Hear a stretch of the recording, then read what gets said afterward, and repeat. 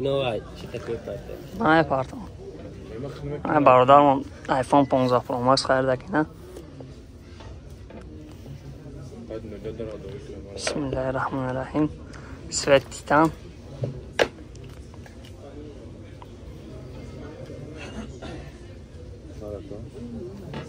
براک شبکه. نه آیفون ها پاسل برای در درون کاروکشون فقط یه دانه کابل دارم برای زرد موندن. 15 پرو مکس ایمینه تایپ سی هر دو طرفش. دیگه آیفون ایمو درفته. زرنی که آیفون تایپ سی هر دو طرفش. یا داکیومنتش های تمام.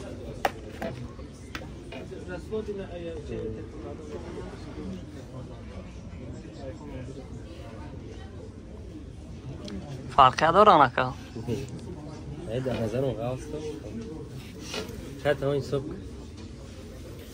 باید سرود این هست آزرکه جان آیفون 15 پرو مکس 556 گیگا کدام دک تلفن دار کنه نمره که پایان ده هسته میتونه زکس کنه که یا وظیفه اونه کدام دیگه زن بشه چقدر تلفن معقول شده که مرامت کن کدام دک تلفن دار کنه نمره پایان ده زنگ بزنه